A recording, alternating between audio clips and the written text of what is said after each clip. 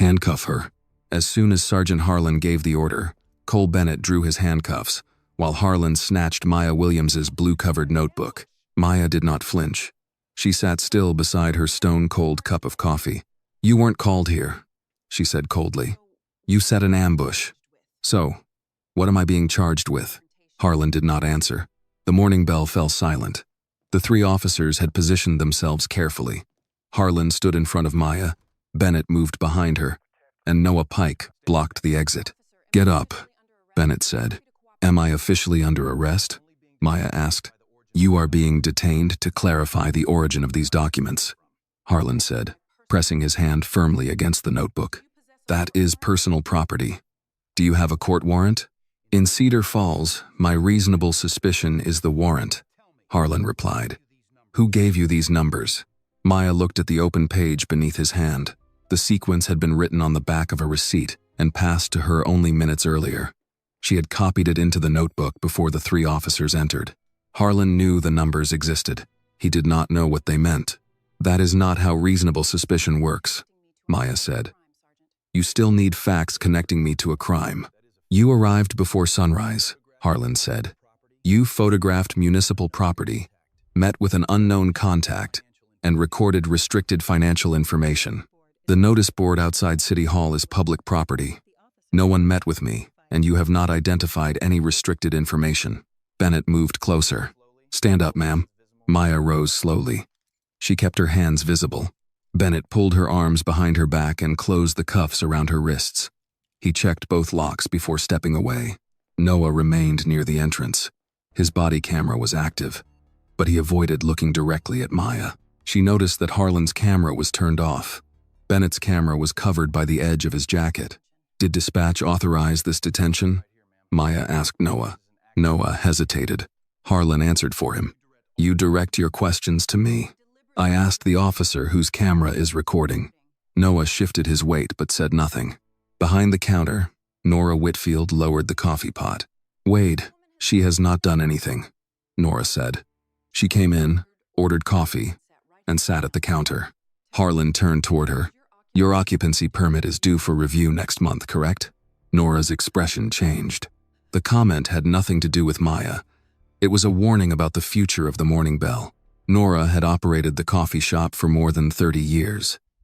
A permit delay, an unexpected inspection, or a disputed violation could damage the business she had spent most of her adult life building. She placed the coffee pot on the counter and remained silent. Bennett picked up Maya's phone. "You will not seize that without documenting it," Maya said. "We will document everything at the station. Then call dispatch and open an official incident record." Bennett looked at Harlan. Harlan ignored the request and began turning the pages of the notebook. The notes included dates, company names, payment figures, and abbreviations. Maya had written them in a system she had used throughout her legal career. The information would be difficult to understand without context. Bennett leaned over Harlan's shoulder. "Which line is the account number?" Harlan pointed to the sequence copied from Nora's receipt. "This one." Maya watched them carefully. They had expected her to receive financial information at the Morning Bell. They had also expected to reach her before her security team arrived. The person who warned them had access to details that should have remained confidential. "What do the numbers identify?" Harlan asked. "You have not established that a crime occurred. We are asking the questions. Then ask one you have legal authority to ask." Harlan closed the notebook. "You came into our town expecting to collect stolen records. You will tell us who contacted you." "Our town," Maya repeated. "Is that your legal argument?" "It means outsiders do not enter Cedar Falls and interfere with our investigations." Maya looked toward the customers. A retired mill worker sat near the window with a folded newspaper in front of him. An older couple occupied the nearest booth. A woman wearing a hospital volunteer pin had stopped eating her toast. None of them appeared surprised by Harlan's behavior. They appeared afraid of becoming involved. A man near the window raised his phone. Bennett pointed at him. "Stop recording." The man kept the phone raised for a moment. Harlan looked in his direction. The man lowered it. Maya turned her attention back to Harlan. "If you take the notebook, the chain of custody begins now. Record the time. Identify every person who handles it. and state the legal basis for the seizure. Bennett gave a brief laugh. You sound like an attorney. I understand evidence. Harlan studied her. You understand enough to know those records were not meant for you. Which records? The financial transfers. That was the first specific detail Harlan had provided. Maya had not mentioned transfers. The anonymous envelope she received in Washington contained a federal transfer authorization, but that document was not inside the blue notebook. Someone had given Harlan information about the envelope. Maya remained calm. Who told you I was coming here? Harlan's expression did not change. You are the one being questioned. No. You planned a detention without opening a dispatch record. You disabled your body camera, positioned officers at the entrance, and arrived immediately after I received those numbers. Noah looked at Harlan. Maya continued, You did not come here because of reasonable suspicion. You came here to recover information before I could leave. Harlan placed the notebook under his arm. You can explain that theory at the station. Maya could have ended the confrontation by stating her title. She chose not to. If she identified herself, Harlan would adjust his behavior. Bennett would begin protecting the evidence trail. Noah would prepare a careful explanation for why he had blocked the exit. Maya needed to see what they did while they believed she had no authority in Cedar Falls. She also needed to know whom Harlan would contact after taking the notebook. Nora spoke again. At least tell her what case this is connected to. Harlan turned toward her. This is police business. It is happening at my counter. Then cooperate. Maya looked above the register. The security camera was active. A green indicator light remained on. Harlan followed her gaze. For the first time, his confidence weakened. Bennett, he said. Secure the recording system. Nora moved between Bennett and the office door. You do not have permission to enter the back room. Harlan reached into his coat and removed a folded document. We can obtain access. Maya could not read the document from where she stood, but she saw there was no court seal and no judge's signature. It was not a warrant. Before Bennett could move, the sound of engines reached the front of the shop. Noah looked through the window. 2 dark sport utility vehicles turned into the parking lot. Government plates were visible beneath the headlights. Harlan frowned. Did you request another unit? No, Sergeant, Noah said. The vehicles stopped in front of the Morning Bell. Several federal agents stepped out. Harlan tightened his hold on the blue notebook. Bennett still held Maya's phone. Noah remained between her and the exit. The lead agent crossed the sidewalk and opened the door. He looked at Maya first. Then he saw the handcuffs around her wrists. 3 days earlier, an unmarked envelope arrived at Maya Williams's private office in Washington. It had no return address, no printed label, and no traceable postage. Her assistant placed it inside a clear security sleeve before carrying it into the room. Maya put on gloves and opened it at her desk. Inside were 4 items: a torn page from a municipal ledger, a list of 5 companies, a copy of a federal transfer authorization, and a short handwritten note. Morning Bell, 6:15 Monday morning. Bring no one you cannot trust. Maya read the note twice. The ledger page listed payments from the Cedar Falls Recovery Partnership. The amounts were divided among several contractors, but the same initials appeared beside each transfer. Maya recognized them. More than a decade earlier, while serving as a federal prosecutor, she had investigated a public contracting company accused of moving government money through temporary businesses. The case had ended without charges after records disappeared, and a key witness withdrew. The initials on the Cedar Falls ledger had appeared in that investigation. Maya called her financial analyst into the office and handed her the list of companies. Do not open a formal case yet, Maya said. Run a limited review using public records only. The analyst returned later that afternoon. The 5 companies had different names, but their filings followed the same pattern. They used the same legal registration service, routed payments through the same regional bank, and listed addresses that belonged to empty office suites or private mailboxes. None of the companies reported enough employees to perform the contracts they had received. The payments came from a federal recovery program created after the Cedar Falls textile mill closed. The money had been approved for hospital repairs, small business assistance, downtown redevelopment, and job training. On paper, the program was considered a success. Maya reviewed the transfer authorization again. The approval trail passed through several federal offices before reaching Cedar Falls. One of those offices reported to Deputy Attorney General Richard Vale. Maya requested a private meeting with him. Vale entered her office that evening carrying a leather folder and wearing the calm expression he used during difficult briefings. "You have been in this position for 3 weeks," he said.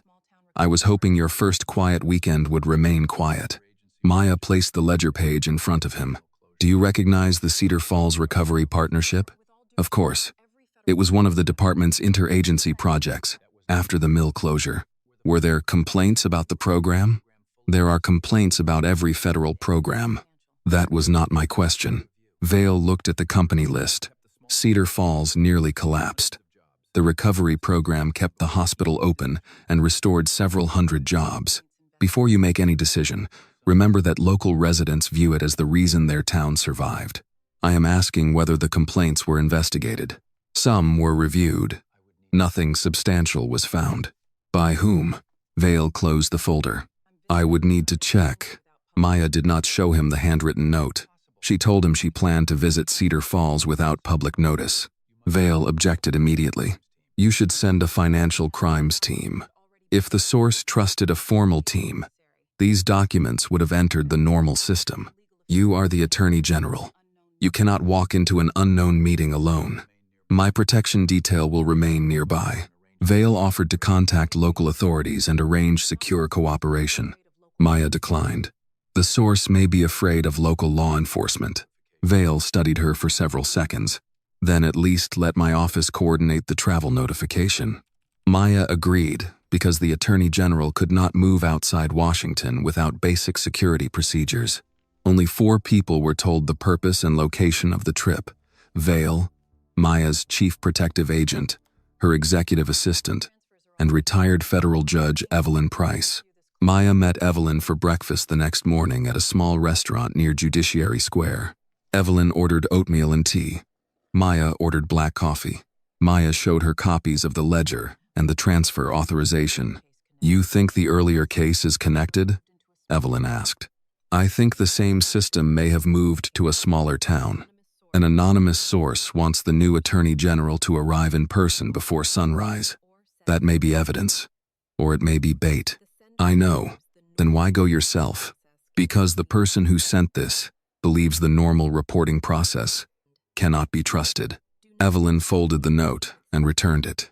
Do not confuse secrecy with safety. Keep your team close. I will. And do not decide what this is before you arrive.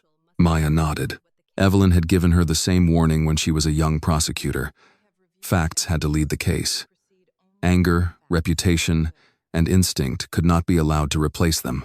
On Sunday evening, Maya left Washington in a rented gray Ford Explorer. Her security detail followed at a distance in 2 unmarked vehicles. The drive into Virginia took her past older farmhouses, roadside churches, veterans' memorials, and small shopping centers with several empty storefronts. As she approached Cedar Falls, the abandoned textile mill became visible beyond the trees. Its clock had stopped at 4:42. Main Street showed signs of recent investment. A medical clinic occupied a renovated brick building. The hardware store had new windows. Fresh paint covered the front of City Hall. Several upper floors remained boarded. Maya checked into a roadside motel outside town under a protected travel identity. She reviewed the meeting instructions, placed the original documents in a secure case, and copied only essential notes into the blue notebook. Shortly after 5, the next morning, her protective team received an electronic traffic notice reporting a major collision on the direct route into Cedar Falls. The notice directed them to a long detour. Maya was already preparing to leave. Her chief agent called and told her to remain at the motel until they reached her. The meeting is in less than an hour, Maya said. We cannot confirm the road condition. I will drive into town. Stay on the line. The call failed less than 2 minutes later. Maya tried again. The signal connected briefly, then dropped. She considered canceling the meeting. The source had already taken a serious risk by sending the ledger. If Maya failed to appear, there might not be another opportunity. She left the motel alone. The road into Cedar Falls was clear. There was no collision, no emergency crew, and no damaged vehicle. Someone had created the warning to separate her from the security detail. At the morning bell, Nora Whitfield greeted Maya from behind the counter. Maya now realizes that someone deliberately created the false warning to separate her from the people protecting her, yet she continues towards Cedar Falls because she knows the source may never get another chance to reveal the truth. If you admire Maya's courage and determination, please like this video. Then tell us in the comments where you are watching from, because someone near you may be watching this story with you right now. Good morning, ma'am. Counter or booth? The counter, please. Nora handed her a menu. Coffee? Black. We have apple pie fresh from the oven. Maya ordered one slice and placed the blue notebook beside her cup. A dark sedan parked across the street. The driver remained inside. Harlan's patrol vehicle passed the shop once, then returned several minutes later. Bennett waited in another vehicle near the corner.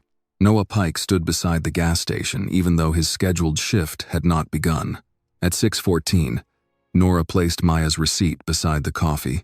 A sequence of numbers had been written on the back in pencil. Maya looked at her. Nora did not speak. Maya copied the numbers into the notebook. At 6:15, the dark sedan pulled away. The source never entered the morning bell. 1 minute later, Harlan, Bennett, and Noah walked through the front door. The lead federal agent stepped into the morning bell and stopped when he saw Maya standing beside the counter with her hands cuffed behind her back. His name was Daniel Reeves, the head of her protective detail. He looked at Harlan, then at Bennett, then at the blue notebook under Harlan's arm. Remove the cuffs, Reeves said. Harlan did not move. This is an active local investigation, he replied. You need to identify yourself before giving orders in my town. Reeves showed his federal credentials. Special Agent Daniel Reeves, United States Department of Justice. Remove the cuffs now. Bennett looked toward Harlan for direction. Harlan kept his attention on Reeves. Who exactly are you protecting? Reeves answered in a controlled voice. The Attorney General of the United States. No one inside the morning bell spoke. Bennett stared at Maya. Noah stepped away from the exit. Harlan looked at Maya again, but his expression did not show embarrassment. He appeared to be reviewing every word he had said since entering the shop. Maya turned slightly toward Bennett. You can remove them. Bennett unlocked the cuffs.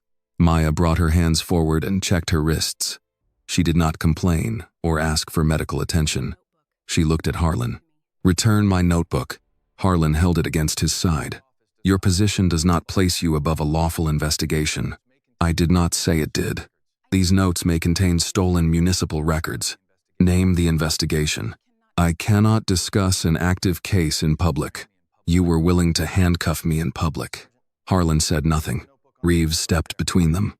Sergeant, place the notebook on the counter. Harlan hesitated, then set it down. Bennett still held Maya's phone. That too, Reeves said. Bennett placed the phone beside the notebook. Maya did not touch either item. Agent Reeves, document their condition before anyone moves them. Reeves called another agent into the shop.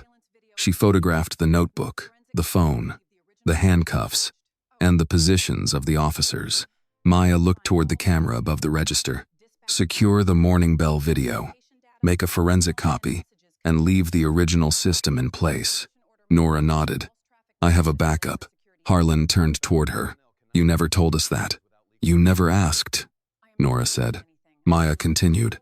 Preserve all body camera records, dispatch traffic, vehicle location data, work phones, and any messages connected to this detention. Include the traffic notice that delayed my security detail.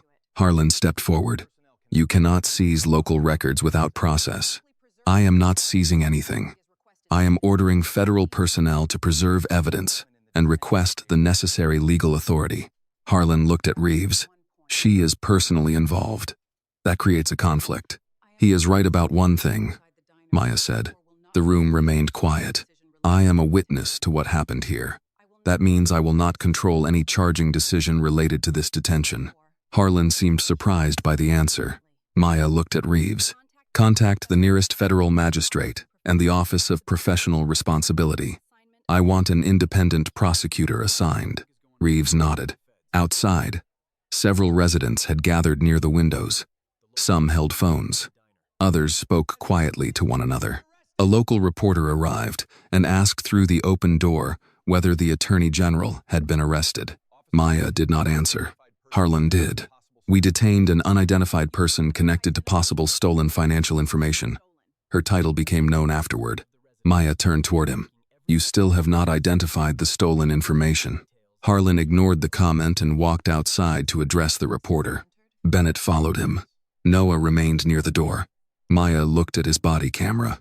Was it recording from the moment you entered? Yes, ma'am. Do not turn it off until a federal evidence officer documents the file. Noah nodded.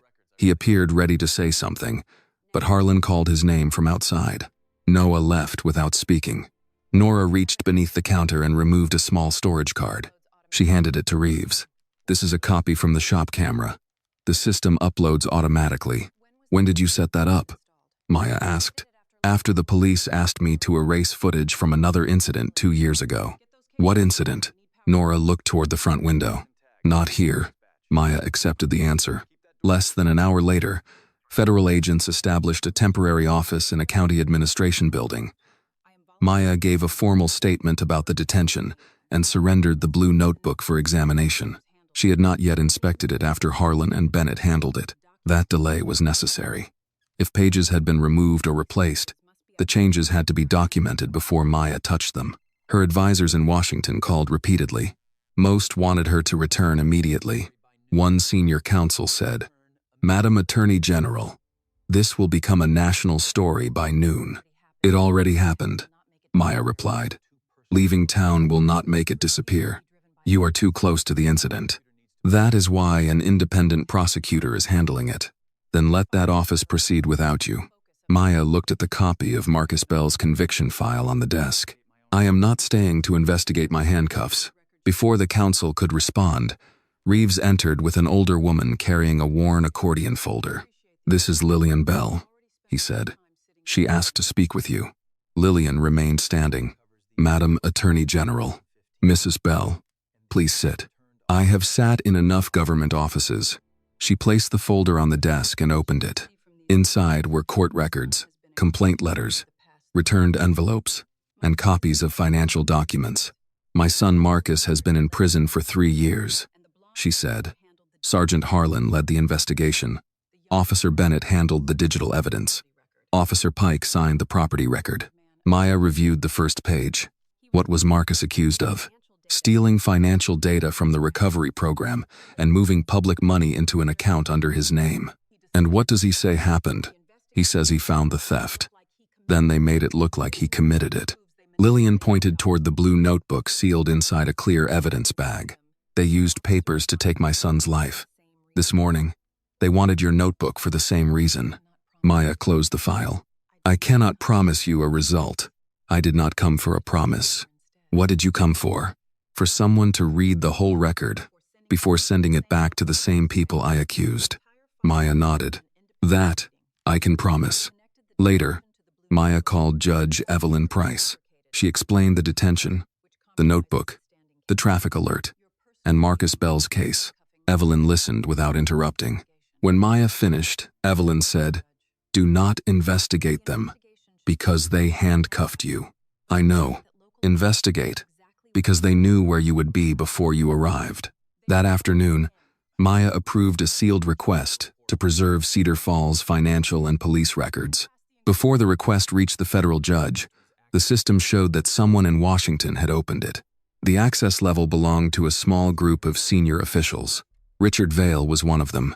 By late afternoon, Wade Harlan stood on the courthouse steps in a dark uniform with the Cedar Falls seal behind him. Local reporters gathered near the bottom of the stairs. Several residents stood along the sidewalk. Many had known Harlan for years. He did not appear angry. He spoke in a calm, measured voice. This morning, Cedar Falls officers detained an unidentified woman during an active inquiry involving possible stolen financial information, he said. We did not know her position when the detention began.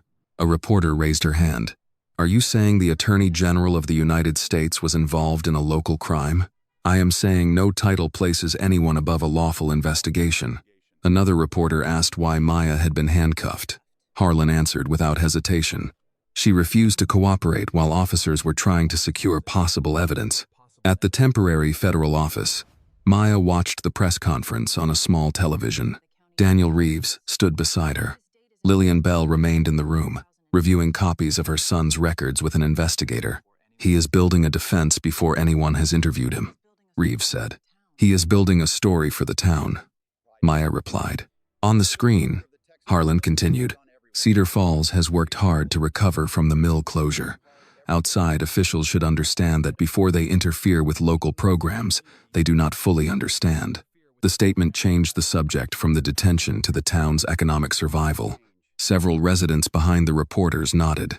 Harlan reminded the audience that the recovery program had funded hospital repairs, business grants, and job training. He did not mention the shell companies or the false financial records. A retired mill worker named Frank Dalton spoke to a reporter after the conference. "Harlan was here when the plant shut down," Frank said. "Washington sent forms. Harlan helped people find food and heating assistance." Another resident disagreed. "He still had no right to take that woman's notebook without a warrant," she said. Frank looked uncomfortable. "I did not say he handled everything correctly. I said people here remember who stayed." Maya turned off the television. Harlan understood Cedar Falls. He knew many residents feared losing the progress the town had made. If he could convince them that the investigation threatened their hospital, jobs, and homes, they might protect him, even if they doubted his actions. Reeves placed a document bag on the table. "The notebook has been released for forensic inspection." Maya followed him into an adjoining room. A document examiner had already photographed every page and recorded the condition of the binding. Maya put on gloves. She opened the notebook slowly. The first several pages appeared normal. The dates, pressure marks, and page edges matched her records. Near the middle, she stopped. 2 pages looked correct at first glance. They contained copies of her abbreviations and several financial notes. They were not the original pages. "The paper is close," Maya said. The examiner nodded. "Same size and ruling, but a different production batch. The fiber pattern does not match the rest of the notebook." Maya held one page under the examination light. The handwriting copied her style, but one symbol was wrong. She used a small triangle to mark an unverified transfer. The copied page used the triangle beside a confirmed account. "They misunderstood the notation," she said. "What was on the original pages?" Reeves asked. "Preliminary references to the companies in the anonymous envelope and a false account number I wrote as a reminder." "False? It was never a real account. I use incorrect details when I need to determine where information is being leaked." Reeves looked at the substituted page. So Bennett copied something he did not understand, and someone replaced the pages before returning the notebook. The examiner pointed to pressure impressions on the following sheet. "We may be able to recover part of the missing writing from the marks left underneath." Maya asked the team not to disclose the alteration. "If they believe I did not notice, they may use the copied information." She created 3 variations of the false account details. One version referred to a regional bank in Maryland. Another mentioned a contractor in Richmond. The third included a meeting date that did not exist. Each version was placed in a different controlled report. Richard Vale's office received the Maryland version. A separate federal review unit received the Richmond version. The independent prosecutor received the false meeting date. Maya recorded who received each variation and when. The operation would not prove the full conspiracy, but it could identify the path of the leaked information. The financial team then turned to Marcus Bell's conviction. The official file appeared complete. Police reported finding restricted financial documents inside his vehicle. Digital records showed that an account under his name received funds connected to the Cedar Falls program. City officials testified that Marcus had exceeded his authority as an auditor. The details became less convincing when examined in order. The account had been opened after Marcus was already in custody. The report describing the vehicle search had been submitted many hours after the search allegedly occurred. Bennett's electronic signature appeared on the evidence record. Noah Pike's login appeared in the access history. Marcus's written statement said he had copied financial records as part of his audit. It did not say he had stolen them. The prosecution had described his authorized possession as an admission of misconduct. Maya requested a confidential meeting with Marcus at the federal correctional facility where he was being held. He entered the interview room wearing a plain prison uniform. He was thinner than the photograph in his court file. Maya introduced herself. I know who you are, Marcus said. I am reviewing your case. That does not mean I have reached a conclusion. I have heard that before. I expect you have. Marcus sat across from her. Maya placed no case file on the table. She wanted him to explain the audit without being guided by the official account. Start with the 5 companies, she said. Marcus looked at her carefully. You know about them? I know their names. They had no staff, no equipment, and no work history. They received contracts, kept part of the money, and sent the rest to real projects. The town saw the projects being completed. That was the protection. People saw a repaired clinic and stopped asking why the bill was twice what it should have been. Who approved the contracts? Different people on paper. The same group in practice. Harlan? Marcus paused. Harlan controlled anyone who tried to verify the numbers. What did he say when you raised concerns? He said Cedar Falls could not survive another scandal. Marcus leaned forward. They made the theft look like the price of keeping the town alive. The statement matched Harlan's public argument. Maya asked about the documents found in his vehicle. I never put them there, Marcus said. Some of the figures came from my audit, but the transfers were altered. The account under my name was not mine. Can you prove that? My original report could. It disappeared. Where was it stored? On the city system and on an archive linked to the old mill. Maya did not react. The numbers on Nora's receipt might identify that archive. That evening, the first result from Maya's controlled leak arrived. An internal memorandum from Richard Vale's office referred to an account at a Maryland bank. The account did not exist. The detail had appeared only in the version sent to his staff. Maya read the memorandum twice. Vale might claim the information came from another source. She needed more than one false detail before confronting him. She closed the document and looked at the coded receipt on the table. The next step was to determine why a building officially shut down years earlier still appeared in the records of a man sent to prison for finding the truth. The next morning, Maya met with the forensic accountant and the cybersecurity specialist in the temporary federal office. The receipt from the Morning Bell lay inside a clear evidence sleeve. The numbers Nora had written appeared to be a single sequence, but the specialist divided them into 4 sections. The first part is a date, he said. The second appears to be a server identification number. The third may be a storage session code. And the last section? Maya asked. He turned his laptop toward her.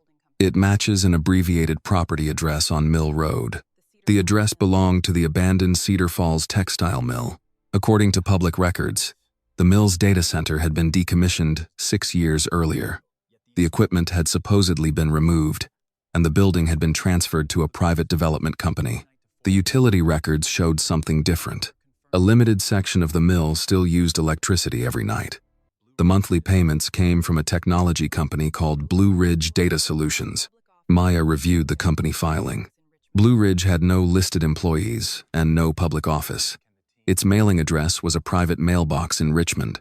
It was also one of the 5 companies named in the anonymous envelope. Can we access the building? Daniel Reeves asked. Not yet, Maya said. We need a warrant tied to the current owner and a clear connection to the investigation. The financial accountant opened another file. The company that owns the mill changed twice in 4 years. Each transfer was handled by the same legal service that registered the shell companies. Trace the utility payments and property taxes, Maya said. Use public records first. I do not want them warned by a premature request. Across town, Noah Pike sat in Harlan's office with a prepared incident report in front of him. The report stated that Maya had resisted the lawful seizure of evidence, attempted to recover her notebook, and created a risk that financial records would be destroyed. It also stated that the notebook had not been altered. Noah read the final page twice. I did not see her try to destroy anything, he said. Harlan remained seated behind his desk. You saw her refuse instructions. That is not the same thing. She interfered with an active investigation. We never opened an incident record. Harlan folded his hands. Your mother still receives home care support through the department plan, correct? Noah looked up. What does that have to do with this report? Nothing. Unless an internal review affects your assignment. Noah did not answer. Harlan continued in the same calm tone. A suspension could interrupt your eligibility. A disciplinary record could also make it difficult to find another department willing to hire you. My mother needs her medication. I know. That is why I am trying to protect you. Noah looked at the signature line. The report was false. It was also written to make any refusal appear disloyal. He signed it. That evening, Noah stopped at the pharmacy, picked up Margaret's prescriptions, and bought her favorite peach preserves. Margaret Pike was sitting at the kitchen table when he arrived. A local news report about Maya's detention was playing on the television. She turned down the volume. "They showed your name," she said. "It is part of the job." "Did the report tell the truth?" Noah placed the pharmacy bag on the table. The situation was more complicated than it looked. Margaret examined his face. "That was not my question." Noah removed his coat. "I did what I had to do to protect my position. And your position protects my insurance." "Yes." Margaret looked at the medication bag. "I need medical care, Noah. I do not need it paid for with a lie. You do not understand what Harlan can do. I understand that you are afraid. He can remove me from the unit. He can suspend me. We could lose the home care hours." Margaret remained calm. "A roof does not become a home because you protected it with a lie." Noah looked away. Margaret did not continue the argument. She opened the pharmacy bag and checked the labels while he put the groceries away. The silence between them continued after he left. At the morning bell, Nora gave federal investigators access to the cloud copy of her security footage. The video showed Harlan driving past the shop before Maya arrived. Bennett remained in his patrol vehicle across the street. Noah took his position near the gas station before his scheduled shift. The audio became clear shortly before the officers entered. Bennett asked, "What if her people get here first?" Harlan answered, "Get the notebook before they arrive." Nora watched the recording with Maya. "That proves they planned it," Nora said. "It proves they expected the notebook," Maya replied. "We still need to prove who gave them the information." Nora agreed to provide a sworn statement. The next day, a city inspector arrived at the morning bell and requested access to the kitchen, storage room, and occupancy records. Several hours later, Nora's main food supplier called to cancel her standing order. That afternoon, her bank requested a new review of the loan on the building. No one mentioned her cooperation with federal investigators. They did not need to. Maya offered to arrange temporary protection and financial assistance for witnesses. "I am not leaving my shop," Nora said. "I have been behind this counter for more than 30 years. This pressure may continue. I know. You could lose customers. I already have." Several regulars had stopped coming after Harlan's press conference. Nora looked at the empty tables. "If I close now, everyone will learn that this works." Maya respected the decision. She assigned an attorney to challenge the inspection and asked federal banking regulators to review the sudden loan action. After the shop closed, Nora locked the front door and returned to the counter. "There is someone else you should know about," she said. "Who?" "Daniel Reese. He worked for the city accounting office." "What did he tell you?" "Not much. He started coming here before sunrise about 4 months ago. He asked whether I remembered contractors meeting Harlan after closing." "Did you?" "Yes." "Was Daniel the person who arranged the meeting with me?" "I think so." "Where is he now?" Nora shook her head. "His apartment is empty. The city says he resigned. No one has reported him missing." Maya asked Reeves to begin a lawful records search for Daniel Reese. Later that night, the cybersecurity specialist called with another result. The old mill server had been accessed several times during the previous month. The account used for the remote login belonged to Noah Pike. Maya checked Noah's duty records. During one of the logins, he had been directing traffic at a public event on the other side of town. Someone was using his credentials. The question was whether Noah knew it, or whether Harlan was preparing him to take responsibility for the entire network. By Wednesday morning, the forensic team had reconstructed the basic flow of the Cedar Falls recovery money. Federal funds entered the Cedar Falls Recovery Partnership. Contracts were then awarded to companies with no real employees or equipment. Each company kept a private fee before sending the remaining money to legitimate local projects. The hospital received repairs. Storefronts reopened. Workers were paid. At the same time, part of every contract disappeared into consulting accounts, political organizations, and payments connected to people close to Wade Harlan. The system had survived because the public could see real results. Maya stood at the end of a conference table while the forensic accountant displayed the transactions on a screen. They did not steal the entire amount, the accountant said. They took enough to profit, then used the rest to protect the program from public criticism. People saw a repaired clinic, Daniel Reeves said. They had no reason to inspect the contractor behind it, and anyone who did inspect it became a threat, Maya replied. The accountant opened a file containing federal approvals. One document carried Richard Vale's signature. It authorized Cedar Falls to avoid the normal competitive bidding process because of an economic emergency. Is that illegal? Reeves asked. Not by itself, Maya said. He could say he relied on information from local officials. The waiver did not prove that Vale knew about the shell companies. Maya needed evidence showing that he had protected the network after learning what it was doing. She looked around the table. We need to separate the public projects from the stolen money. Cedar Falls should not lose its clinic or its jobs, because officials used those needs to cover a crime. The accountant nodded. That will take time. It has to. Justice is not fair when it punishes innocent people for the crimes of the powerful. Our job is to separate the two, before anyone tells us separation is impossible. Across town, Noah received an internal notice stating that his account had been used to access restricted files at the old mill. Harlan called him into the office. I am trying to keep this from becoming a disciplinary matter, Harlan said. I was directing traffic when one of those logins happened. That may help you. It should clear me. Only if the review remains local. Noah understood the condition. Harlan placed a second document on the desk. It authorized temporary removal from duty, while the department investigated improper access. If this goes forward, payroll may suspend some benefits until the review is complete, Harlan said. My mother depends on those benefits. I know. You know someone used my account. I know your credentials were involved. That is not the same thing. Harlan leaned back. Stay cooperative, and I can protect you. Start making accusations, and the records will speak for themselves. Noah left without answering. At home, he found Margaret sorting old library photographs at the kitchen table. One picture showed Noah at 12 years old, returning books during a rainstorm. She held it up. You used to worry about late fees more than most adults worried about taxes. Noah placed his keys on the counter. Why are you looking through those? The Historical Society asked for photographs. Margaret studied him. Did something happen at work? No. You are a poor liar when you are tired. Noah sat across from her. They found activity under my login. Harlan says he can protect my job. Did you use the account? No. Then tell the truth. It is not that simple. Margaret lowered the photograph. That sentence has protected many bad decisions.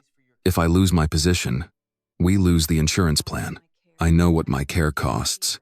Then you understand. I understand fear. I do not understand allowing fear to decide who you become. Noah stood. You think this is easy because you are not the one responsible for everything. Margaret did not raise her voice. You are right. I am not responsible for your choices. Noah left the room before she could say more. At the morning bell, Nora placed a handwritten sign beside the register. Open, as usual. The shop remained quiet during the first hour. Several tables were empty. Then Frank Dalton entered, ordered coffee, and left twice the usual tip. A retired postal worker brought a box of paper napkins after hearing Nora's supplier had canceled. An older woman from the Methodist church delivered a casserole and refused payment. No one gave a speech. They ordered breakfast, repaired a loose hinge, carried boxes into the storage room, and stayed long enough for the shop to look occupied. Lillian Bell arrived near noon. She and Nora recognized each other from Cedar Falls High School, though they had graduated several years apart. I remember you working here when this place still had red booths, Lillian said. My husband and I bought it after the mill, added the night shift. That feels like another town. It was. They sat at the counter after the lunch customers left. Nora remembered extending credit to families after the mill closed. Lillian remembered treating former workers who delayed medical care because they had lost insurance. Neither woman denied that the recovery program had helped people. That is what makes this difficult, Nora said.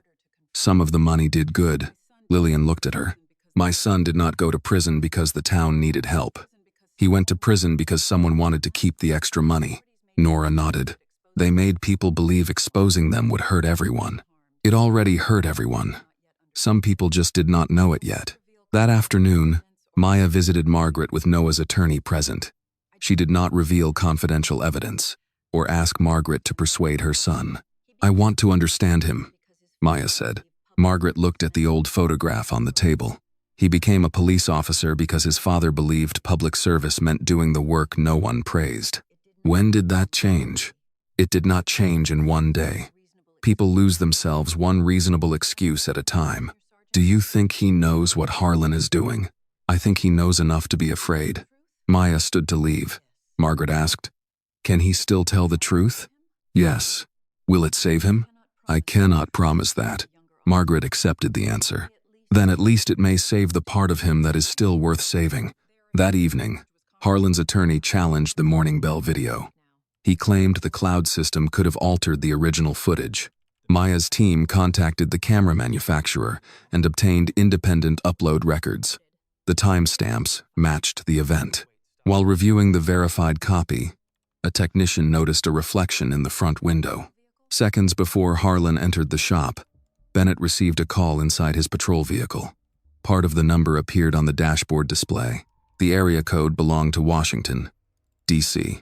Maya looked at the frozen image. The call had arrived less than a minute after she copied the numbers from Nora's receipt.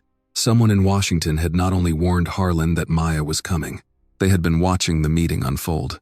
The next morning, Maya returned to Washington for a private meeting with Richard Vale. She carried only a thin folder. Daniel Reeves remained outside the office, and no member of Vale's staff was allowed to attend. Vale stood when Maya entered. I heard you found another problem in Cedar Falls, he said. I found a phone call. Maya placed a printed image from the Morning Bell camera on his desk. It showed Bennett inside his patrol vehicle seconds before the detention. Part of the incoming number was visible on the dashboard screen. The call came from Washington, Maya said. That covers a large number of federal offices. It arrived less than a minute after I copied the numbers from Nora Whitfield's receipt. Vale looked at the image but did not touch it. You believe someone was monitoring your meeting? I know someone warned Harlan about it. That does not prove the call came from this department. Maya opened the folder and removed an internal memorandum prepared by Vale's office. The document referred to a Maryland bank account connected to the Cedar Falls investigation. The account does not exist, Maya said. Vale read the relevant paragraph. Then your investigators made an error. That detail appeared in only one controlled report, the version sent to your office. Vale set the memorandum down. You planted false information inside the department? I distributed separate details through lawful investigative channels. Your office repeated the one it received. That is not evidence of criminal conduct. No, it is evidence of a leak. Vale leaned back in his chair. You have been Attorney General for 3 weeks. You are already testing your own senior officials. One of my senior officials may have helped local officers prepare an unlawful detention. You were not detained because of your office. I know. They believed I was an outsider carrying records they wanted. Vale's expression changed. The surprise was brief, but Maya saw it. You knew they were after the notebook, she said. I assumed that from the reports. The reports did not identify the notebook as their primary target. Vale remained silent. Maya placed the access log from the sealed preservation request beside the memorandum. Your credentials opened this before it reached the judge. My office reviews sensitive requests, not sealed requests, connected to investigations in which your office may be involved. You are making a serious accusation. I am giving you an opportunity to explain. Vale stood and walked toward the window. Cedar Falls lost its mill, most of its tax base, and thousands of jobs. The hospital was weeks from closing. Businesses were leaving. Families who had lived there for generations were losing everything. I know the history. You know the reports. I dealt with the consequences. Did you approve the shell companies? I approved emergency flexibility. Did you redirect complaints? I prevented incomplete allegations from destroying a successful recovery program. Marcus Bell was sent to prison. Vale turned back toward her. Marcus copied restricted records and threatened to release them without understanding the damage. Was the account under his name real? That is a question for the court. The account was opened after he was detained. Vale did not respond. Maya continued. Did you warn Harlan about federal reviews? I kept local officials informed when Washington was considering actions that could affect their town. Did you tell him I was going to the Morning Bell? Vale returned to his desk. You are personally involved now. You were handcuffed, your property was taken, and the incident became public. You should have removed yourself immediately. I assigned an independent prosecutor. You are still directing the broader investigation. Because the broader investigation began before the detention. Vale placed both hands on the desk. If you continue, contracts will be frozen. Businesses will lose funding. The hospital may delay services. People who had nothing to do with the accounting will suffer. Then we protect the lawful projects and separate them from the stolen money. You think every problem can be divided cleanly. I think an innocent man should not remain in prison because a town benefited from the fraud used against him. Vale's voice remained controlled. Governments make decisions that do not fit inside a courtroom argument. Cedar Falls needed money quickly. The ordinary system could not deliver it. Then change the system lawfully. That takes years. So you allowed Harlan to decide which crimes were acceptable? I allowed local people to keep their town alive. You allowed private companies to take public money. And you protected the people who made that possible. Vale closed the folder. This investigation is paused effective immediately. You do not have authority to stop the independent prosecutor. I have authority over department personnel, grant records, and interagency access. Your financial team will be reassigned pending an ethics review. On what basis? Your personal involvement and the possibility that you used federal power in response to a local detention. You know that is false. I know it will require review. Vale handed her a written notice. 2 prosecutors were being transferred. All future requests involving the Cedar Falls mill would require approval from his office. An internal hearing had been scheduled for the following week.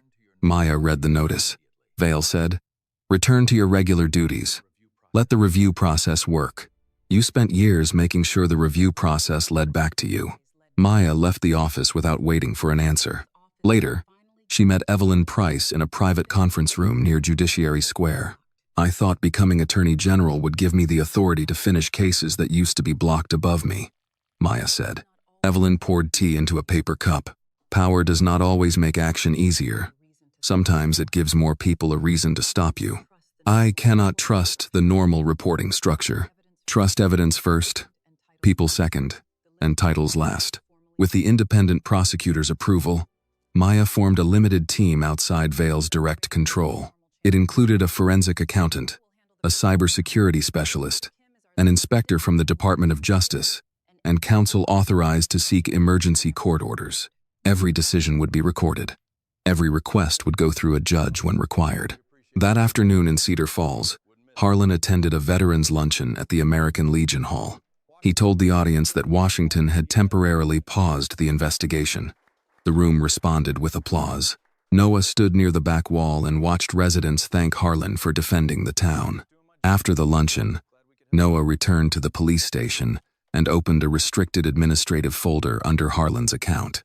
Inside was a prepared statement accusing Noah of altering evidence, accessing the mill server, planting the financial documents in Marcus Bell's vehicle, and replacing pages in Maya's notebook.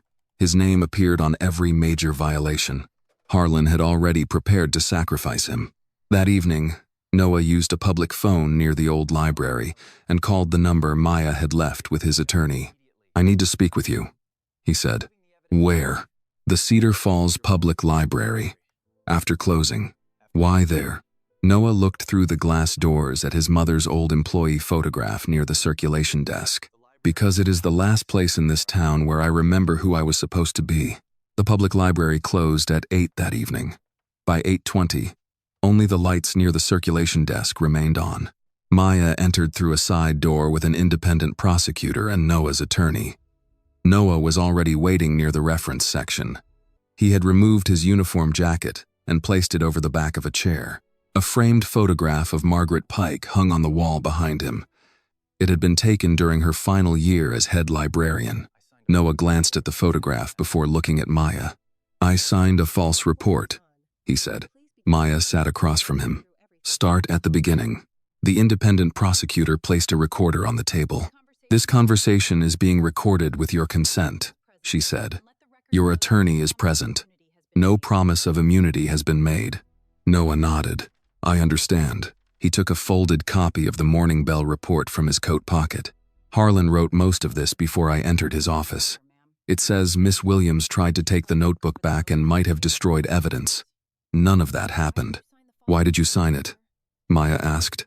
"Harlan brought up my mother's insurance. He said a suspension could interrupt her home care coverage." "Did he directly order you to lie?" "No. He made sure I understood what would happen if I refused." Maya looked at the report. "Tell us about Marcus Bell." Noah placed both hands on the table. "Marcus was working on the recovery audit. Harlan told us he was stealing restricted data. Bennett said Marcus planned to sell it to a contractor outside Cedar Falls. Did you believe that?" "At first I did." "What changed?" "I saw Bennett with the folder." Noah explained that 3 years earlier, officers had impounded Marcus's car after a registration stop. The car was taken to the police evidence lot. Bennett arrived, carrying a sealed folder. "He told me it had already been documented," Noah said. "He opened Marcus's rear storage compartment and placed it inside." "What was in the folder?" the prosecutor asked.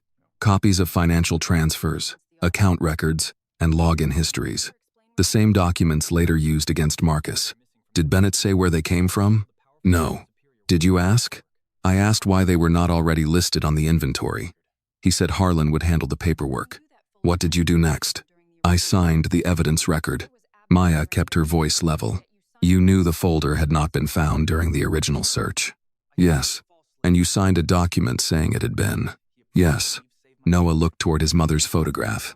At the time, Margaret had just been hospitalized. Harlan approved emergency leave and helped me keep my benefits. I told myself I owed him. "You owed him honesty," Maya said. "Not control over someone else's freedom." Noah accepted the statement without argument. "After Marcus was convicted, I tried to review the evidence record. Bennett told me the file was restricted. A week later, my login appeared as the witness on the digital transfer." "Did you give Bennett your password?" "No." Harlan required everyone in the unit to submit emergency access codes in case an officer became unavailable. "Was that standard policy?" "No." The cybersecurity specialist was not present, but Maya had prepared several questions for him. "Tell me about the old mill server." Noah unfolded a hand-drawn diagram and placed it on the table. The city used part of the mill as a data center during the recovery program. Bennett moved older records there before the public system was replaced. Official records say the server was decommissioned. It was never shut down. "What does it contain?" "Automatic archives, contract records, police evidence logs, access histories, earlier versions of financial files." Bennett could change what appeared in the city system, but the archive kept snapshots. Why did Harlan leave it active? He used it when he needed to restore or compare records. He also believed no one would look inside a building, everyone considered abandoned. Maya examined the diagram. "Can the archive prove when the documents against Marcus were created? If the snapshots are intact, can the data be deleted?" "Yes." Noah pointed to 2 marked sections. "The system has a full deletion protocol. It requires 2 credentials. Bennett has the administrator key. The second authorization is assigned to my account." "Why yours?" Harlan said 2-person access protected the department. "I think he wanted a lower-ranking officer attached to the final command." The prosecutor asked, "Have you ever entered the deletion code?" "No." "Has anyone used your credentials without permission?" "Yes." "The logins you found at the mill were not mine." Maya studied him. "Can you provide your code under sealed court supervision?" "Yes." "You will also need to sign a complete statement and surrender any department devices connected to the system." "I will." Noah's attorney leaned toward him.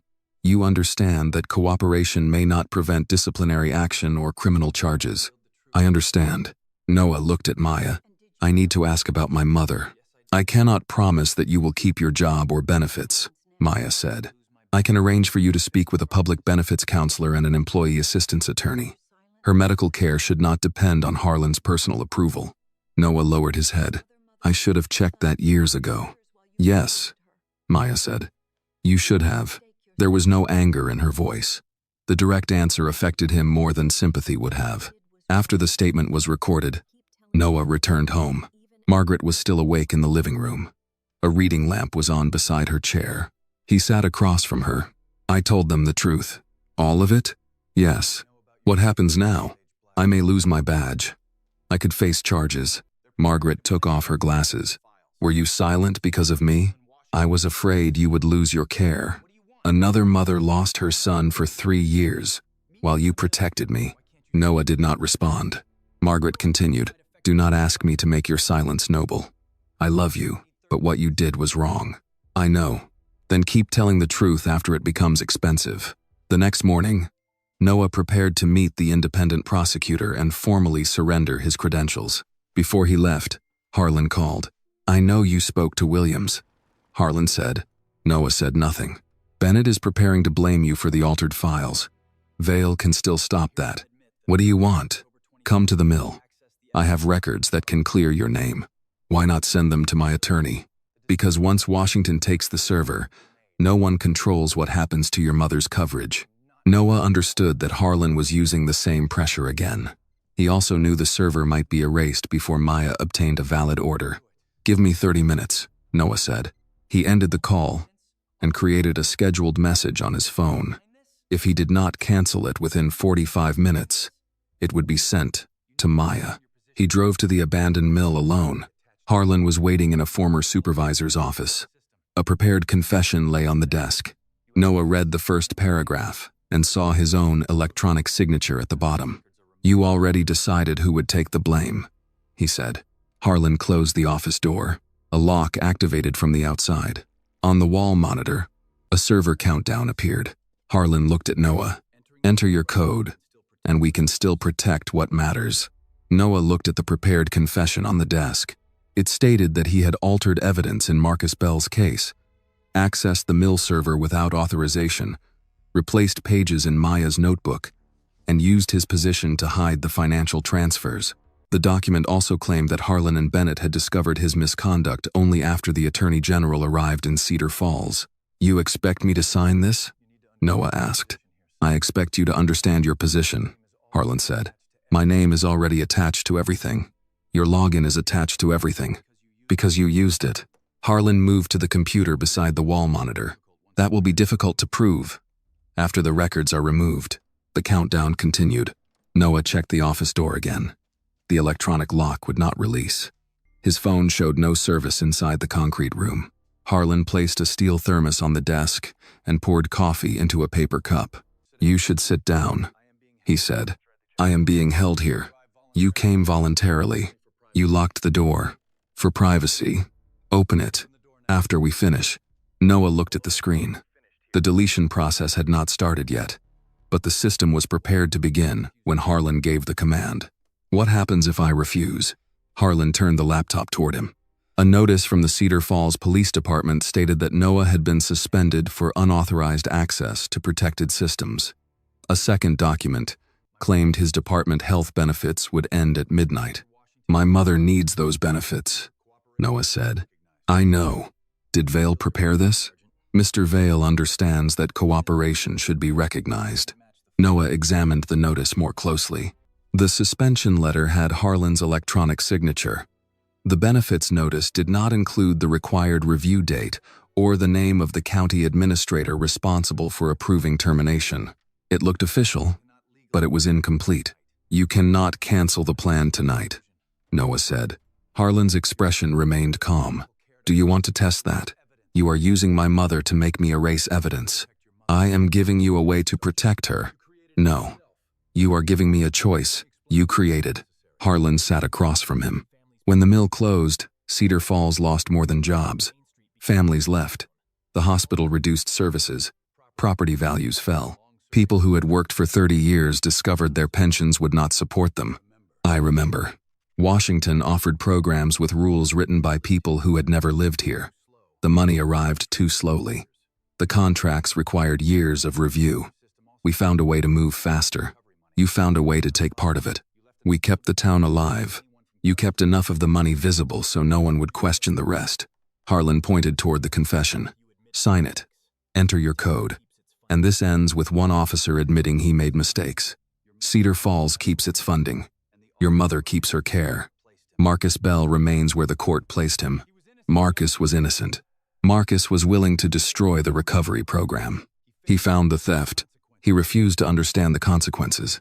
Noah looked at the electronic signature beneath the confession. You were always going to blame me.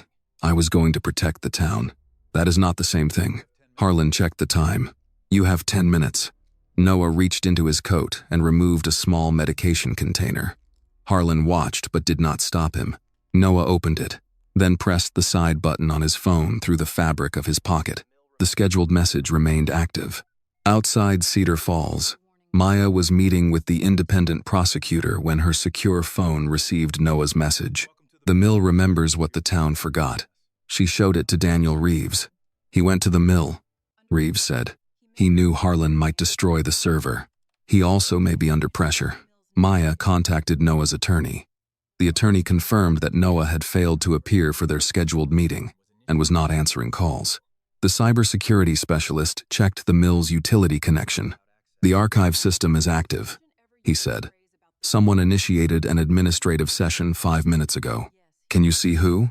Not without access. Maya called Nora Whitfield. Did Harlan ever use the phrase, "The mill remembers"? Nora was quiet for several seconds. Yes. Daniel Reese asked him about old contract files here at the Morning Bell. Harlan told him the public system forgot things, but the mill remembered everything. Did Daniel explain what he meant? He said the old servers kept copies. Maya then contacted Lillian Bell. Lillian searched Marcus's original audit notes and found a server code matching the number from Nora's receipt. That created a direct connection between the mill archive and Marcus's conviction. Maya's legal counsel prepared an emergency request for a preservation order. The request explained that the server might contain evidence of a wrongful conviction and that an authorized user had begun an administrative session. Richard Vale called before the request reached the judge. You are not authorized to enter that property, he said. Noah Pike may be confined inside. He went there voluntarily. He missed a meeting with counsel and sent an emergency message. Send local police. Harlan controls the local police. Then refer the matter to internal review. By the time internal review begins, the server may be empty. Vale's tone became firmer. I am ordering you to withdraw. Send that order in writing, with the legal authority supporting it. There is no time for paperwork. Then there is no lawful order. Maya ended the call. 2 government vehicles left the temporary office. Reeves drove the first. Maya, the independent prosecutor, and the cybersecurity specialist followed in the second. They did not request Cedar Falls police assistance. During the drive, an independent federal judge joined an emergency encrypted hearing. The prosecutor submitted Noah's message, Marcus's audit notes, utility records, the coded receipt, and evidence of Vale's access to the sealed preservation request. At the mill, Harlan activated the first stage of the deletion protocol. A 30-minute countdown appeared on Noah's monitor. You still need my code, Noah said. Only for the final archive. Then you cannot remove everything. I can remove enough to make the rest useless. Harlan walked out and locked the office again. Noah heard the old ventilation system start. A message appeared on the screen requiring his authentication. He did not enter it. Maya's vehicles arrived outside the mill several minutes later. The building's legal ownership had changed twice, and the existing warrant listed a former company name. The prosecutor warned that entering without updated authority could damage the case. The cybersecurity specialist connected to an exterior utility access point. The deletion has started, he said. How long? Maya asked. Less than 20 minutes before the first records disappear. The judge requested additional proof that the active server belonged to the same financial network. Maya looked toward the upper windows. A light was on in a section of the mill that official records described as abandoned. She entered the outer control room using access granted by the property manager listed in the emergency corporate records. Harlan stood behind a glass partition beside the main server console. Noah was visible through a second secured door. The countdown continued on every screen. Harlan activated the internal speaker. "You should have returned to Washington." Maya placed the judge's hearing device on the control desk. "You should have answered my questions at the morning bell." Harlan faced Maya through the glass partition. Behind him, the server screens showed the remaining time before the first deletion stage completed. "You see numbers on a screen," he said. "I see the hospital wing those numbers paid for.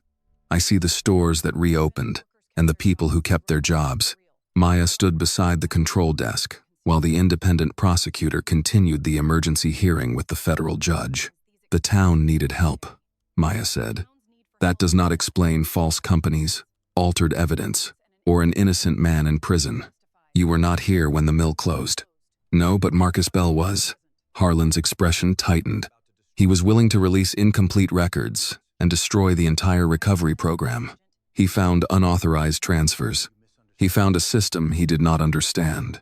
Maya looked at the monitor, showing Noah inside the locked office. Did he misunderstand the documents Bennett placed in his car? Harlan did not answer. The cybersecurity specialist worked at a terminal near the outer wall. "The system has 3 deletion stages," he said. "The first removes the visible directories. The second overwrites the financial data. The third removes the access history." "How much time before the second stage?" the prosecutor asked. "Less than 12 minutes. The judge spoke through the encrypted hearing device. "I need a direct connection between this server and the evidence used in Mr. Bell's prosecution." The prosecutor submitted Marcus's original audit notes and the server code from Nora's receipt. "These records place the same archive identifier in Mr. Bell's work files," she said. "Officer Pike has also stated that the server preserves earlier versions of the municipal records." Vale joined the hearing through a secure Department of Justice connection. "Your Honor, Attorney General Williams is personally involved in this matter," he said. "Her detention creates a conflict that affects every action taken afterward." Maya answered, before the prosecutor could respond. "My detention is being handled by an independent prosecutor. I am not requesting the order in my personal capacity." Vale continued. "She entered Cedar Falls secretly, met with an unidentified source, and participated in an investigation without proper departmental coordination. The source believed ordinary channels were compromised," Maya said. "That belief does not allow the Attorney General to ignore procedure. I have not ignored procedure. That is why we are asking the court for limited authority, instead of entering the server room without an order." The judge asked the prosecutor, "What exactly are you requesting?" "A narrow preservation order allowing a forensic copy of the active server. We are not asking for unrestricted review at this time." Vale objected. "The legal owner named in the existing documents no longer controls the property." The cybersecurity specialist placed a new corporate record on the screen. "The present owner is Blue Ridge Data Solutions," he said. "Its utility account pays for the server connection. That does not prove involvement in the alleged fraud," Vale replied. Maya looked toward Nora, who had joined the hearing by secure video from the morning bell. "Nora, do you have any business records involving Blue Ridge Data Solutions?" Nora moved away from the camera and returned with an old invoice folder. "About 2 years ago, Harlan reserved the back room for a private breakfast," she said. "The bill was paid by Blue Ridge." She held the invoice close to the camera. The company name appeared at the top. Harlan's signature was at the bottom. The prosecutor asked Nora to confirm the record. "It came from my regular business files," she said. "I wrote the date and table number when the payment was made." The judge requested an electronic copy. Daniel Reeves scanned the invoice and sent it through the secure channel.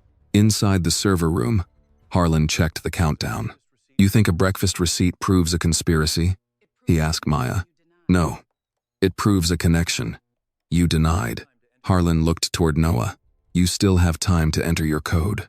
Noah stood near the locked door. "My code will not clear my name. It will protect your mother. You cannot cancel her coverage tonight." Harlan said nothing. Noah continued. "The notice you showed me is incomplete. There is no county authorization and no review date. You want to risk her care over a technical detail." "No. I finally checked whether you had the power you claimed." Maya heard the exchange through the internal speaker. Harlan had controlled Noah by making consequences appear immediate and unavoidable. Once Noah examined the documents, part of that control ended. The first deletion stage began. File names disappeared from the server display. Folder after folder vanished from the visible directory. Harlan watched Maya. When people cannot find a record, it no longer matters what the record once said. It matters to the person who was convicted with a false one. Marcus Bell is one man. He is one man whose life was used to protect people with more authority than he had. Harlan turned toward the server. If the recovery program collapses, hundreds of families will suffer. Then we protect the lawful projects and recover the stolen money. You believe you can separate them. We have to. Justice is not fair when it punishes innocent people for the crimes of the powerful. Vale interrupted through the hearing device. Your Honor, the Attorney General is making policy arguments, not presenting evidence. The independent prosecutor spoke. The evidence includes the act of deletion, Officer Pike's statement, the server identifier in Mr. Bell's audit, utility records, the Blue Ridge invoice, and access logs connected to the alleged financial scheme. The judge remained silent while reviewing the submitted files. The cybersecurity specialist looked at Maya. The visible directories are gone. The second stage will begin in less than 4 minutes. Vale said, I am ordering all Department of Justice personnel to leave the property until the ethics review is complete. Maya looked at the hearing screen. Put that order in writing and identify the legal authority. There is no time. Then it is not a lawful directive. The judge returned to the line. The court grants a limited emergency preservation order. The authorized team may create a forensic copy of the active server and preserve access logs.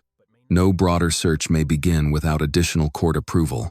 The prosecutor acknowledged the limits. The specialist entered the order number and began establishing the forensic chain of custody. Harlan reached toward the main console. The second deletion stage activated. On the screen, the financial data began to be overwritten. The cybersecurity specialist watched the data loss indicator move across the screen. We cannot copy the compliance archive through the standard channel, he said. The system requires 2 separate credentials. Maya looked through the glass at Noah. One belongs to him. The second is an administrator key assigned to Bennett. Daniel Reeves contacted the Cedar Falls Police Data Office. Bennett answered, after several attempts. His face appeared on a secure video screen beside the control desk. What is happening at the mill? He asked. You already know, Maya said. Harlan activated the deletion system. I am not responsible for what he does from that location. You control the administrator key. Bennett looked away from the camera. That key cannot be released without department approval. The court has issued a preservation order. I have not received it. The independent prosecutor sent the signed order directly to his official account. Bennett opened it, but did not enter the key. Harlan spoke through the internal system. Cole, do not touch anything. The Attorney General is exceeding the limits of the order. Maya placed a document on the control screen. It was the prepared statement Noah had found in Harlan's restricted files. Bennett read the second page. He opened the document on his monitor. The statement claimed Bennett had altered the digital evidence in Marcus Bell's case without Harlan's knowledge. It also accused Bennett of replacing pages in Maya's notebook and using Noah's credentials to access the mill server. Bennett read the final paragraph twice. This is not real. It was stored under Harlan's administrative account, Maya said. He could have created it as a draft. He included a phrase from your internal evidence reports. Technical correction completed. Without operational impact.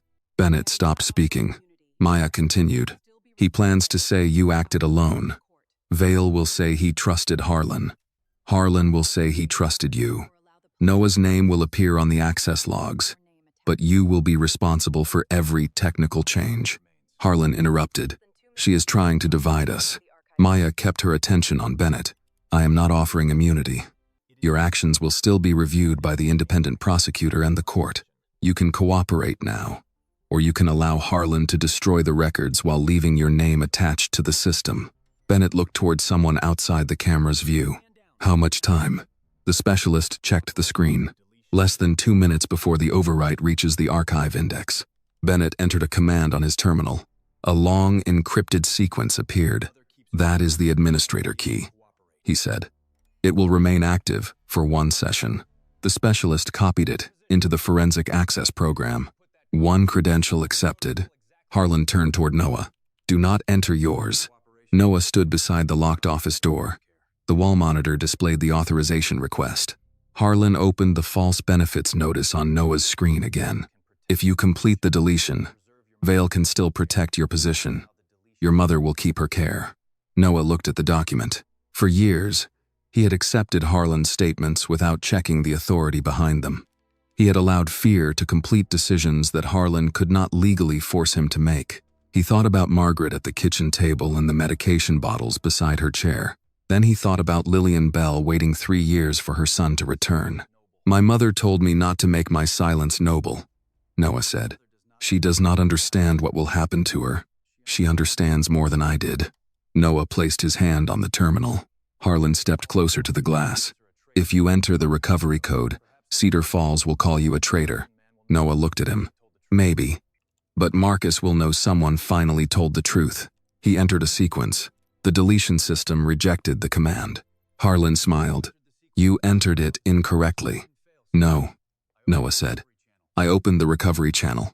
A new message appeared on the specialist's screen. Compliance archive available. 90-second access window. Begin the copy, Maya said. The specialist entered Bennett's administrator key and connected the court-authorized forensic drive. A progress indicator appeared. The copy began at 1%. Harlan went to the main console and attempted to close the recovery channel. The system denied his request because the court order had established an active preservation session. Vale's voice came through the secure hearing line. I am revoking departmental authorization for this operation. The prosecutor answered. The court order does not depend on internal departmental approval.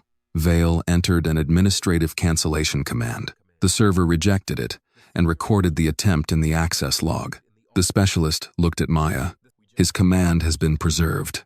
The copy reached 40%. The overwrite process continued in the visible system. Financial directories disappeared, followed by contract records and access folders. Harlan watched the screens. You will save files without understanding what they will do to this town. The records will be reviewed under court supervision, Maya said. Projects will stop. Lawful projects can continue. You cannot guarantee that. No. I can guarantee that Marcus Bell will not remain in prison because exposing the truth is inconvenient. The copy reached 73%. Bennett remained on the video connection. He had stopped defending Harlan. Noah stood inside the locked room, watching the same progress indicator. At 99%, the screen stopped. No one spoke. The overwrite indicator moved closer to the archived storage block. The specialist checked the connection. The final verification is processing. How long? Reeves asked. I do not know. Harlan looked at Maya. This is what your process gives you. Delay. Maya kept her eyes on the screen. Process gives the evidence a chance to survive court. The overwrite reached the archive boundary. The display went black. Several seconds passed. Then, white text appeared. Forensic copy complete. The specialist did not celebrate. He immediately began verifying the digital checksum. Do not open the files, Maya said. Create 2 sealed copies under the judge's order. Record every transfer and preserve the original logs. The verification matched. The copied archive contained Marcus's original audit and the complete history of every later change. It showed that the account under his name had been created after police detained him. The financial documents found in his vehicle had been assembled from altered copies of his own work. The archive also contained messages between Harlan and Bennett, discussing where the folder should be placed. Access records showing Noah's credentials used from a terminal he had never operated, and payment trails connecting the shell companies to Harlan's associates. A separate folder contained communications from Richard Vale, warning Harlan about federal reviews and directing staff to return Lillian Bell's complaints to local authorities. The false road closure alert was there as well. Vale's office had sent the information needed to delay Maya's security detail. Harlan read the evidence summary on the outer monitor. For the first time, he had no explanation ready. The independent prosecutor requested immediate court protection for the records and an expedited review of Marcus Bell's conviction. 2 days later, Maya met Marcus in the federal facility. She sat across from him without placing a file between them. We recovered your original audit, she said. Marcus did not respond immediately. What does that mean? It means the documents used against you were created after you were detained. It means the account was not yours. It means the court will review your conviction. Am I going home? I cannot promise the judge's ruling before it happens. Marcus lowered his eyes. I have heard officials say they found new evidence before. This evidence has been preserved by court order and independently verified. He looked at her again. Is Harlan going to prison? That will be decided through a separate process. Then what does justice look like? Maya answered carefully. Sometimes it does not feel like victory. Sometimes it means being allowed to carry your own name again. For the first time during their meetings, Marcus allowed himself to believe that his name might soon belong to him again. The federal court held an emergency hearing the following morning. Forensic experts confirmed that the account bearing Marcus Bell's name had been created after police took him into custody. The financial records found in his vehicle had been assembled from altered copies of his own audit. His original report showed that he had identified the illegal transfers rather than participated in them. The prosecutor who had handled the original case addressed the judge. The government can no longer support this conviction. The judge vacated Marcus's sentence and ordered his immediate release. Lillian Bell waited outside the courthouse in the same dark blue coat she had worn to every major hearing during the previous 3 years. She stood near the entrance with her hands folded, watching each person who came through the doors. When Marcus appeared, she did not call his name. She walked toward him and placed both hands on his face. I kept the porch light on every night, she said. Marcus held her wrists gently. I knew the way home because you never turned it off. Maya watched from several yards away. Reporters gathered near the courthouse steps, but she did not join Marcus and Lillian in front of the cameras. That moment belonged to them. Lillian later approached Maya. You brought him home. The evidence brought him home, Maya said. We finally stopped people from hiding it. Marcus joined them. What happens now? He asked. The investigation continues, Maya replied. The people involved will be judged according to the evidence and the law. Marcus looked toward the courthouse. 3 years were taken from me. No ruling can return them. No, Maya said. The court can restore your legal name. Healing will take longer, and no one has the right to decide how long it should take. Marcus nodded. It was not a promise that everything would become normal. It was an honest answer. Noah Pike gave a complete sworn statement to the independent prosecutor. He admitted that he had signed the false report about Maya, remained silent after seeing Bennett place the financial folder in Marcus's vehicle, and failed to report the unauthorized use of his credentials. He also admitted that he had blocked the Morning Bell exit during Maya's unlawful detention. Noah surrendered his badge. His cooperation would be considered during later legal proceedings, but it did not remove his responsibility. When he returned home, Margaret was waiting at the kitchen table. It is over, he said. The investigation? My career. Margaret looked at him carefully. How do you feel? Ashamed? Relieved? Afraid? All three can be true. I should have spoken years ago. Yes. Noah expected comfort. Margaret gave him honesty instead. Redemption is not making people forget what you did, she said. It is doing what is right while knowing they may always remember. Noah later accepted a position with a non-profit organization that helped public employees report misconduct. The salary was lower, and the benefits were less generous. He and Margaret moved into a smaller home, but her medical support continued through a combination of public benefits and a community assistance program. Their lives became less comfortable. Noah no longer avoided his mother's eyes. Nora Whitfield testified about the Morning Bell footage, Harlan's private meetings, and the coded receipt. Investigators documented the sudden inspections, supplier cancellation, and loan review that followed her cooperation. The bank withdrew its action. Her supplier apologized and restored the account. Nora did not remove the handwritten sign from beside the register. Open, as usual. She placed it in a small frame behind the counter. Cedar Falls entered a difficult period. Several contracts were suspended while auditors reviewed the recovery program. Some construction projects slowed. Public meetings became tense as residents learned how legitimate services had been connected to illegal payments. Maya addressed the town inside the high school auditorium. Retired mill workers sat beside nurses, veterans, teachers, and business owners. Many had supported Harlan because they believed he had saved Cedar Falls. Maya did not criticize them for loving their town. "A community does not lose its dignity when wrongdoing is exposed," she said. "It loses dignity when it decides the truth is too expensive to hear." She explained that lawful hospital funding and business support would be protected whenever possible. The stolen money would be traced separately from the valid projects. Cedar Falls adopted new rules requiring public disclosure of federal contracts, independent review of municipal spending, and external storage of police and financial records. A reporting system was created outside the local police department. Cases involving altered digital evidence were reopened for review. Marcus agreed to serve on a temporary financial oversight panel. Some residents were surprised that he stayed. "I am not doing this because Cedar Falls treated me fairly," he said. "I am doing it so the next person who finds something wrong has somewhere safe to take it." 6 months later, Maya returned to Cedar Falls without a public announcement. The morning bell was busy when she entered. Older customers sat near the windows with newspapers, coffee cups, and breakfast plates. No one stood or applauded. Nora greeted her from behind the counter. "Black coffee and apple pie?" "Yes, please." Maya sat in the same place where Bennett had handcuffed her. Nora placed the coffee and pie in front of her. She then brought out the restored blue notebook and a framed copy of the receipt containing the server code. A small plaque beneath it read, "Truth survives when ordinary people decide it matters." Marcus entered with Lillian. He carried a new blue notebook. He placed it on the counter. "The old one helped uncover what Cedar Falls did wrong," he said. "This one is for what we plan to do right." Maya opened it.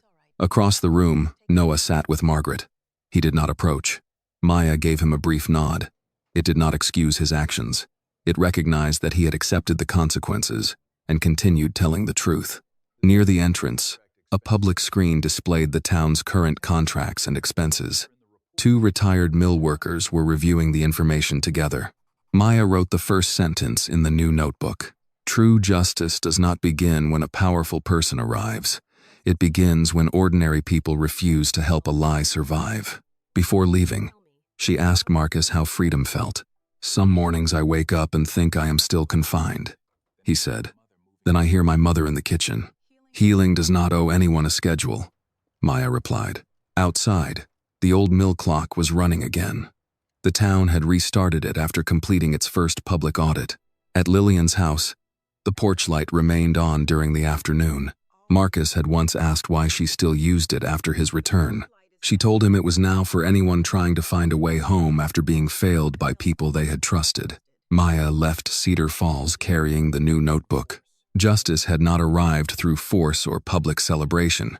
It had been preserved through a receipt, a camera file, a court order, a mother's letters, and several people who finally decided that silence was no longer loyalty.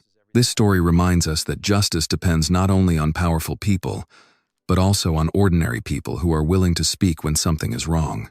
Loyalty should never require silence, and fear should never be allowed to protect corruption. Real courage begins when we choose the truth, even when telling it may cost us something. Thank you for listening all the way to the end of this story. We truly appreciate your time and support. Please share your thoughts about the story and the way it was told. Your feedback helps us improve the pacing, emotion, and storytelling in future episodes.